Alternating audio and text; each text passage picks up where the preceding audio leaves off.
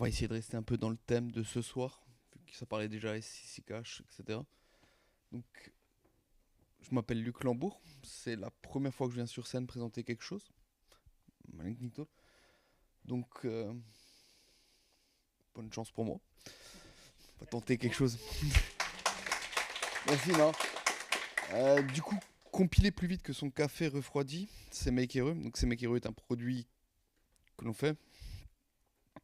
On va juste passer par une courte introduction de Tipeee Build, c'est Make Hero, et après on va décortiquer un tout petit peu le fonctionnement interne du produit. Pour une fois que j'ai pu pouvoir montrer du code qui nous appartient. Donc, rapidement comme introduction, CMake Hero a été racheté en début d'année par une autre startup américaine qui s'appelle Engflow.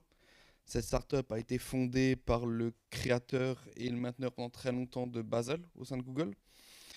Et donc Tipeee Build, l'entreprise derrière CMake Hero, a été confondée par un contributeur et mainteneur de librairie Boost, passionné de CMake et membre du standard ISO CPP. Donc le gros problème qu'on a et qu'on voit tous, c'est que les projets CPP deviennent de plus en plus importants. Les temps de build sont exponentiels. La plupart de nos CI sont saturés. Actuellement, nous on tournait avant cette implémentation-là autour de 2 heures à 2 heures et demie de build de CI. Un peu long. Donc rapidement pour présenter qu'est-ce que c'est CMake Hero, une ligne de commande de CMake assez standard que je présente. CMake Hero vient juste être un drop-in de remplacement à la place et permettre juste de pouvoir compiler en mode distribué ou en remote directement et d'avoir son build caché. Donc maintenant que je vais pouvoir montrer un peu le fonctionnement interne, notre chaîne d'appel initiale pour le projet qu'on voulait, c'est-à-dire intégrer RE Client au sein de CMake Hero, devait ressembler à ça. Donc CMake Hero appelle CMake, qui lui-même appelle Ninja, et Ninja va appeler tout un ensemble d'outils. On va juste zoomer sur cette petite partie. RE Client est un projet open source de Google à la base. Donc RE Client fonctionne avec un triptyque RE Wrapper, RE Proxy, ScanDepth. L'un attrape les appels du compilateur. ScanDepth fait le pré-processing des différents fichiers. Et RE Proxy envoie tout directement à un cluster pour être compilé à distance. Ça fonctionne extrêmement bien avec Bazel de base ou pour les builds Chromium. Rien n'a été vraiment fait pour CMake et c'est pour ça qu'on a voulu l'intégrer chez nous. Donc la première implémentation qu'on a faite était vraiment basique et simple, c'est-à-dire utiliser ce que CMake nous offre, c'est-à-dire les compiler launcher. Donc on vient juste s'intégrer directement RE Wrapper au sein des compiler launcher. C'était injecter les différentes variables d'environnement que RE Client aurait besoin pour fonctionner, c'est-à-dire sur quelle image Docker voulait fonctionner ou quelle image Mac ou quelle Windows voulait fonctionner. Quel est l'endroit où est votre projet, votre chemin et quel est votre ferme cluster et où sont vos fichiers d'authentification. Ça crée énormément de problèmes de fonctionner comme ça au début. On a un gros problème de caching au vu des chemins de fichiers qui ne sont pas les mêmes entre différents PC. Il y a une impossibilité d'utilisation du build sans reconfigurer, c'est-à-dire que si vous configurez votre build pour fonctionner avec RE Wrapper, il ne fonctionnera plus sans RE Wrapper, vu qu'il est en compiler launcher et dans le CMake cache, vous êtes obligé de reconfigurer pour pouvoir rebuilder. Pas de remote linking, pas de remote archiving, donc AR runlib. Et dans RE Client lui-même a d'autres soucis tels que les alternatives tokens et opérateurs ne fonctionnent pas. Genre les mots-clés qui sont gentils, genre and, or, pour bien comprendre votre code. Pour augmenter les cache hits, on a fait une chose assez simple en soi. On a décidé que tous les projets seraient mirrorés de manière automatique par Git sur un endroit précis de votre disque. Ça les rend hermétiques. Sur tous les PC, le chemin sera à chaque fois fixe. C'est-à-dire que si maintenant vous le compilez sur votre machine, un projet genre Boost, il aura le même chemin que sur la machine de votre collègue ou que sur un autre PC. Et ça permet du coup de passer on a vu ça chez un de nos clients, de 27% de taux de cache à autour de 90-95% de taux de cache. Mais le vrai problème qu'on avait, c'était qu'il nous fallait une distribution, un mode distribué qui était transparent pour CMake. Et pour ça, on a introduit un Tipeee Compiler Driver au milieu qui lui gérera les appels pour REwrapper, REproxy ou pouvoir directement compiler en local. On le passe comme avant en C Compiler Launcher, mais lui va gérer les labels, va gérer la manière dont doit fonctionner. Si il reçoit l'ordre de compiler en remote, par exemple vous avez une bonne connexion internet, vous voulez compiler à distance, absolument, il permet de l'envoyer directement à REwrapper. Si vous souhaitez compiler en local, c'est possible de changer le flag et directement il redonnera les mêmes arguments à Clang. Ce qui fait en sorte que ces mecs n'a plus jamais besoin d'être, enfin plus jamais, ces mecs n'a pas besoin d'être reconfigurés si vous voulez passer du mode remote au mode local ou inversement. Pour l'archivage et le linking c'était assez simple. CMake est vraiment bien fourni. Il permet juste de donner un linker launcher et de fonctionner de la même manière. Le problème arrive lorsque vous voulez faire que AR et Runlib fonctionnent aussi en remote. Rien n'a été prévu dans CMake. Vous n'avez pas de AR ou de Runlib launcher. Donc juste avant la déclaration du projet dans votre projet CMake, il a fallu CMake Hero injecte directement les variables nécessaires pour faire ça. Donc il vient juste préponder là où AR serait utilisé comme un launcher le ferait. Donc la chaîne d'appel finale revient toujours au même, juste qu'on obtient plusieurs Tipeee drivers qui gèrent les différentes choses. Donc pour un AR, Runlib pour le linker ou pour le compiler.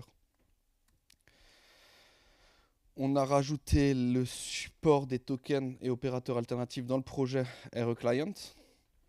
Le parseur est SMID. Et selon les différents benchmarks de Google ou des nôtres, nous obtenons au niveau du preprocessing être 3 fois plus rapide que Clang ScanDepth à travers Goma Input Preprocessor, ce qui est plutôt pas mal. Nous avons fait énormément d'autres changements dans REClient pour supporter AR Runlib qui n'était pas là de base. L'amélioration du support de préprocesseurs pour pouvoir supporter des librairies énormément utilisées comme Boost Preprocessor, Boost MPL. L'affichage correct des lignes d'erreur dans REClient. REClient, au début, si vous compiliez mal un projet, il vous disait qu'il y avait une erreur dans votre projet et il affichait une ligne random. Donc bonne chance pour le débugger. Ce qui a été corrigé et une labellisation et un traçage de chaque action. Si vous compilez, on envoie la bonne information comme quoi vous compilez, comme quoi vous linkez. Et ça nous permet d'obtenir des beaux graphes de Perfetto par exemple, après, qui permet de savoir à chaque moment où vous êtes et ce que vous faites. Et combien de temps prennent chaque bout d'action, les téléchargements des différents artefacts pour récupérer vos exécutables, les différents linkers. Chaque build produit un profil précis que vous pouvez analyser à la suite. Donc, merci beaucoup de m'avoir écouté et voilà. J'ai rien de plus à dire. Oui. Uniquement Linux ou Windows aussi? Linux, Windows et macOS. Ok. Actuellement, et on est statiquement linké sur Linux et du coup normalement à peu près toutes les distros. Ok. D'autres questions?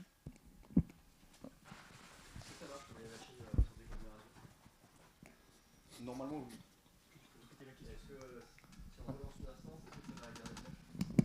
Pardon, excuse-moi.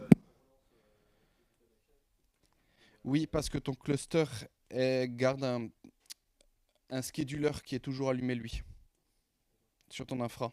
Donc ça va être sur un cloud provider ou ça peut être en local on-prem. Tu auras toujours un scheduler qui va fonctionner, qui lui garde les caches, qui sait où ils sont, etc. Non, il faudra juste la rallumer, la machine. J'ai une question aussi, tant qu'on parle de cache. Si jamais on utilise du LTO, il y a déjà, en fait, ça va éclater les temps de link, et il y a déjà un cache fourni par Clang qui est le Thin LTO cache, qui augmente beaucoup les perfs. Est-ce que c'est intégré au projet? Est-ce qu'il y a une alternative? Comment est-ce que ça marche? Je peux être honnête, j'en ai aucune idée. Je suis pas directement, je pense, le meilleur. Effectivement, certains de mes collègues auraient peut-être pu répondre à la question. Je n'ai pas la réponse. Je suis désolé.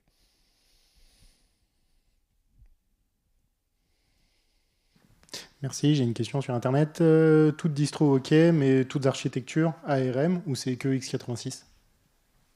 x86 et par exemple, je suis sur macOS, donc ARM. OK.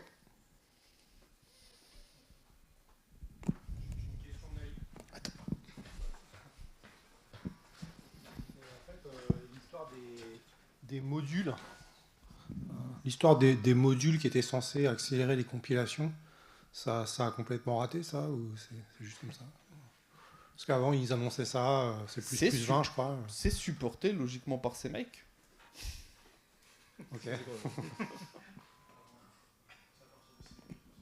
Les modules, ils sont pas en mode expérimental avant. En tout cas en 3.30, je pense qu'ils sont en mode expérimental, les modules. Peut-être officiellement réalisé à partir de CMake4, je veux bien. D'autres questions? Merci beaucoup.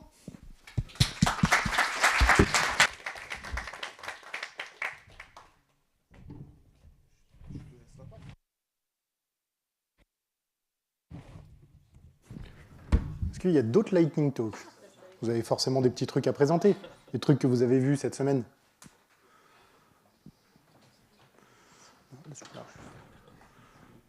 Bon, bah écoutez, moi je vais en faire un, puisque...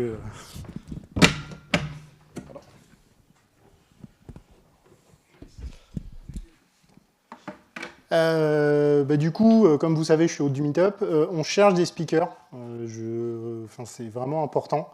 La prochaine session, on n'a pas encore la date. Je pense que ça sera fin novembre, peut-être début décembre.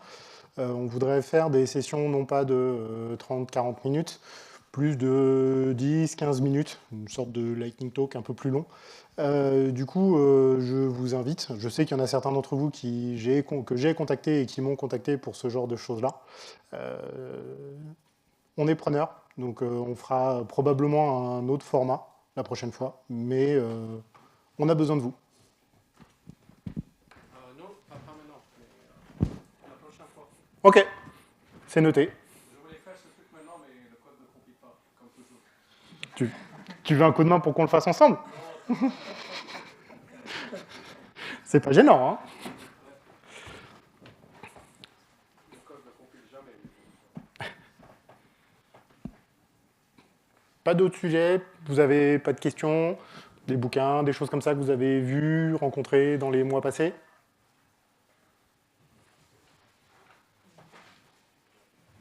Non plus? Ah, tu m'as déjà dit plusieurs fois. Mais next time aussi. C'est toujours la prochaine fois. C'est pas vrai. Non mais parfait. Si.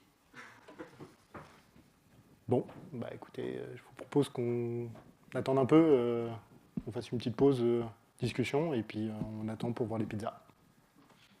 Ok? Sinon, j'ai deux trucs Ah bah viens. rapides. Ah bah...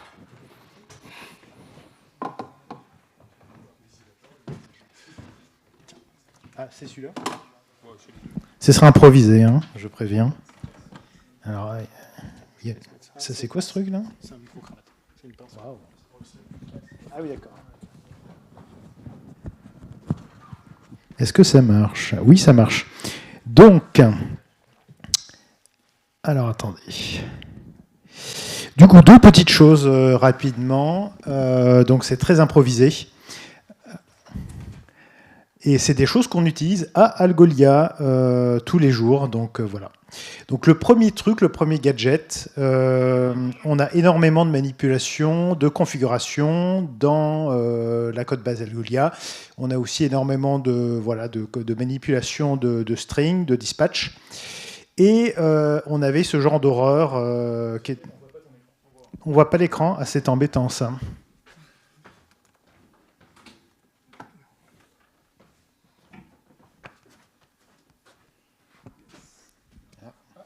Presque. Presque.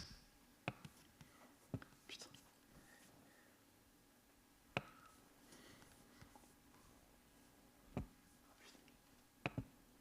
Ah. On va y arriver.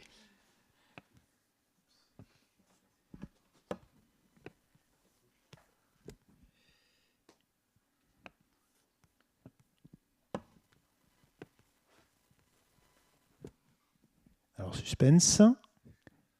Oui, formidable.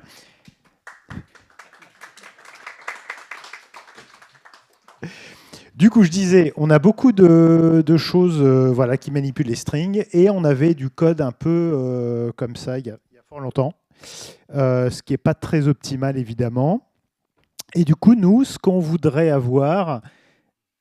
Alors, on avait aussi du code comme ça, qui était entre guillemets optimisé dans la code base, ce qui est vraiment un bonheur quand vous débuguez en fait et que vous investiguez des petits soucis. D'ailleurs, il y a un bug dedans, je ne sais pas si vous l'avez vu.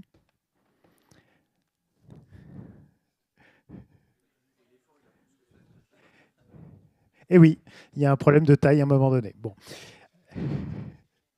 Et du coup, nous, on voudrait faire un truc comme ça, parce que ce serait vraiment plus sympa.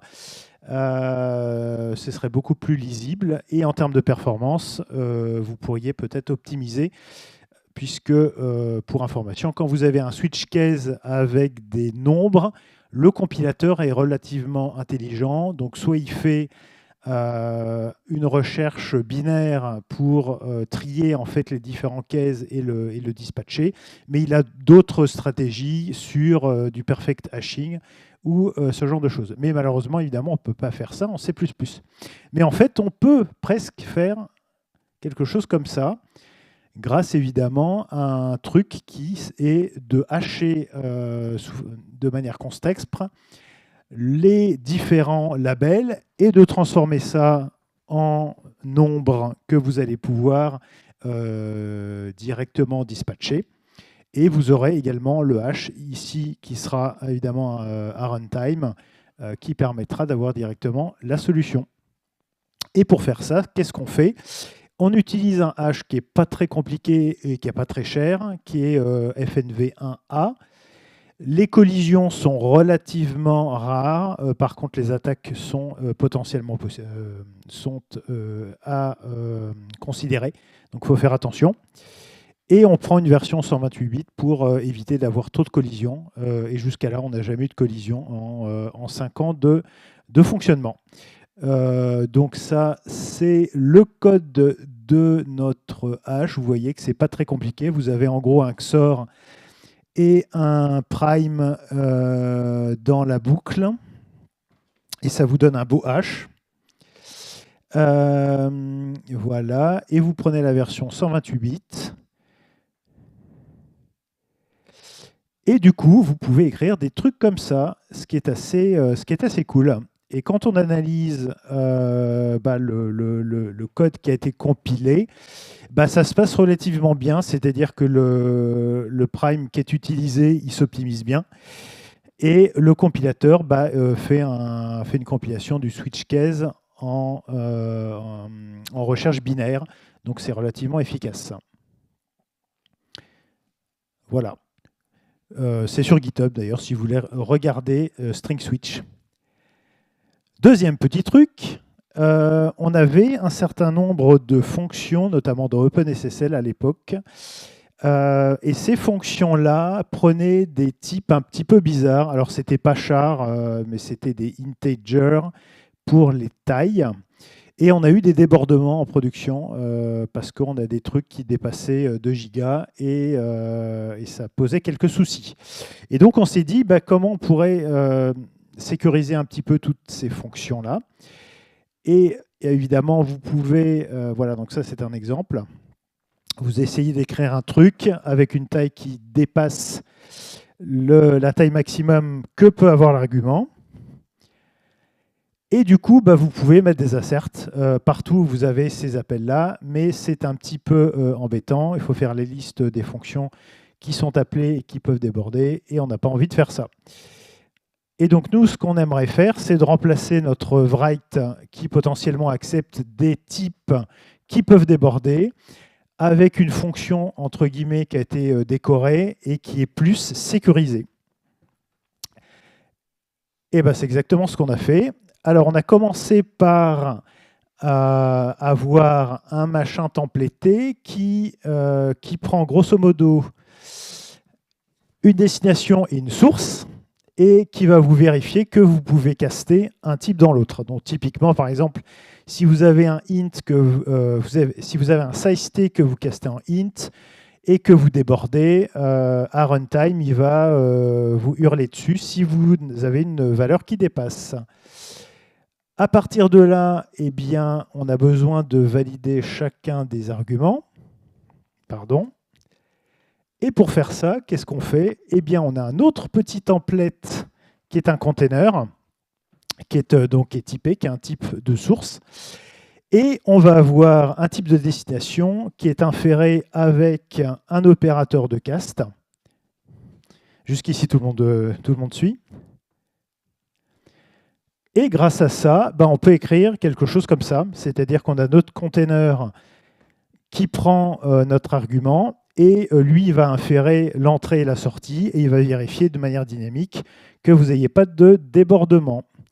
Mais ça reste un petit peu enquiquinant à écrire. Du coup, nous, on aimerait bien avoir une fonction qui va décorer de manière automatique notre fonction et qui va rajouter ce qu'il faut sur les arguments. Et c'est ce que fait cette petite template qui prend donc une fonction avec un certain nombre d'arguments et qui va en gros expander notre vérificateur de cast sur chacun des arguments et qui va également utiliser cette même template pour vérifier l'entrée et la sortie, pour vérifier que vous retournez un nombre qui ne va pas déborder par rapport à ce que vous attendez. Et donc, au lieu d'écrire notre fonction, là, FooWrite, vous écrivez directement le checked cast de FooWrite et grosso modo, il se débrouille. Donc, s'il y a des choses qui débordent de manière dynamique, à runtime, il y aura un assert en disant il y a un débordement de tel argument pour telle raison. Voilà, c'était tout. Si vous voulez regarder sur GitHub, n'hésitez pas.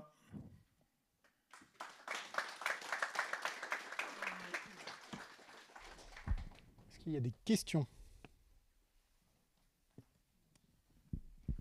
C'était un peu rapide, mais...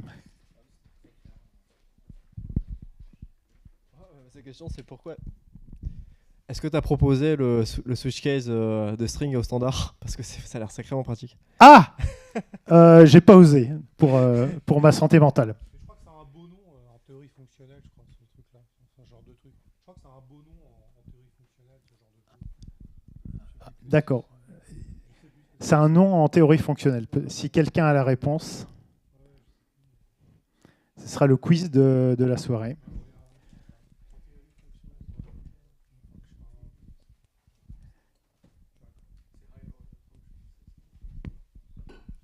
Vous n'avez pas eu de hash collision en 5 ans, mais si il devait y en avoir une, le compilateur sortirait une erreur ou un warning ou... Alors oui, parce que... alors attendez, on va essayer de remettre... En gros, ça casserait sur les cases. Mettons que le poney et l'éléphant collisionnent, ce qui serait quand même dommage. Vous aurez deux cases avec deux valeurs 128 bits et ça provoquera une erreur de compilation. Par contre, s'il y a une collision, mettons, je ne sais pas, l'éléphanto qui n'est pas dedans, mettons qu'il se hache de la même manière que le poney, ça par contre on ne le verra pas. Bon. C'est ce que je disais sur la seule faille, c'est éventuellement les attaques. Si vous injectez des strings et vous réussissez à attaquer, mais en dehors, les collisions sur du FNV1A sont assez unlikely, surtout en 128 bits. Okay, donc potentiellement sur les attaques, il faut avoir un default qui ne marche pas, quoi. Sur les attaques, là, là, vraiment, si vous avez besoin d'un truc sécurisé, il ne faut peut-être pas utiliser du FNV. Ou faire la version du pauvre en mettant, en salant, entre guillemets, avec un autre truc, genre le file. Mais c'est vraiment, c'est la sécurité du pauvre. Hein, bon. Merci.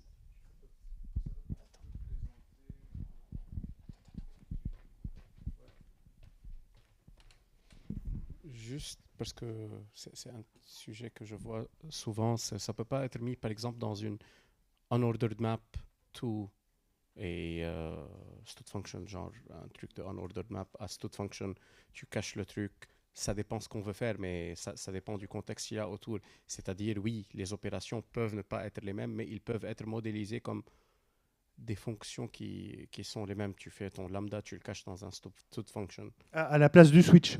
Oui, Oui, bah, il y a pas mal de. Là, le truc, c'est que Switch, en fait, c'est plus clair. c'est plus clair, et même des gens qui connaissent pas du C++, parce qu'il y en a, en lisant le code, ils arrivent à comprendre quoi.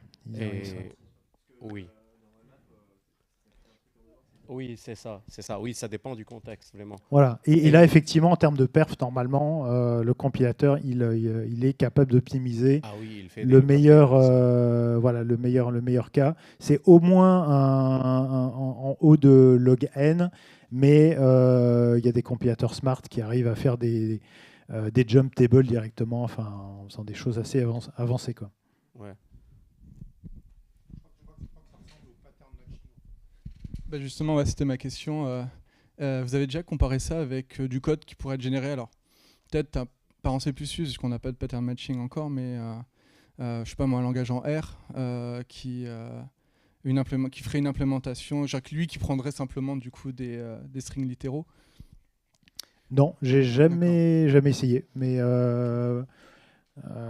en général, Switch, ça paraît rien, hein, mais les compilateurs, ils arrivent vraiment à faire des dingueries parfois. Bah, surtout que là, c'est vraiment des nombres, donc ouais, j'imagine. Oui, exactement, voilà.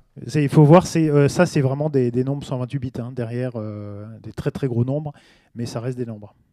Tiens, d'ailleurs, question subsidiaire pour nos gourous locaux. On a des nouvelles sur le pattern matching en C++ ou... Loïc pourrait répondre, il devrait arriver. D'accord, ok. Merci.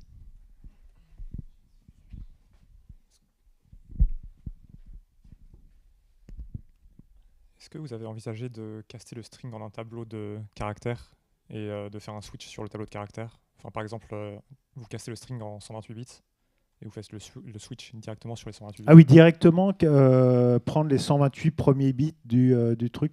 Non, non, je ne sais pas si ça serait mieux.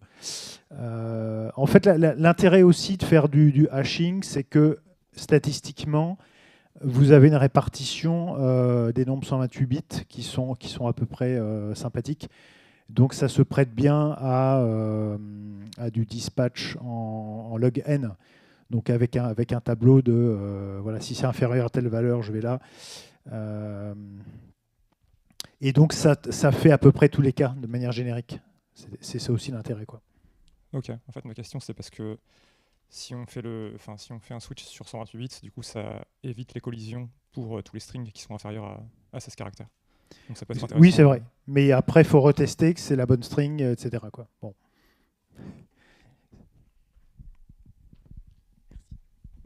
Est-ce qu'il y a d'autres questions?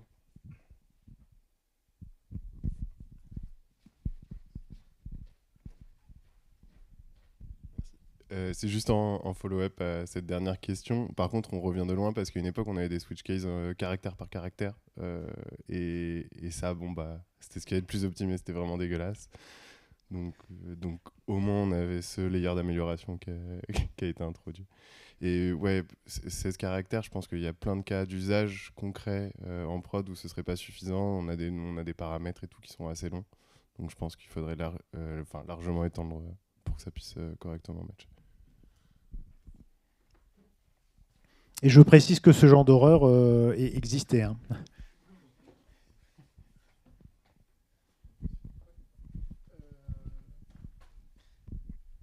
Vous avez parlé des risques d'attaque avec... Est-ce que vous avez mis en place une stratégie pour vérifier les valeurs possibles d'input quelque part? Pas du tout. Ok.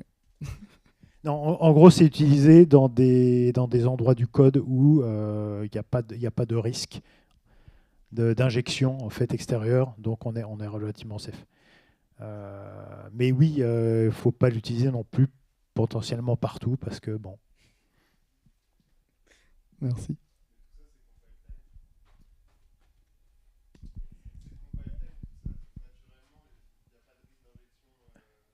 Alors oui, c'est compile time, mais on peut injecter le...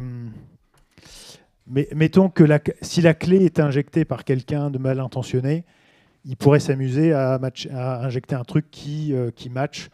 Bon, on n'a pas de cas où ça peut poser un problème en fait. Hein. Mais,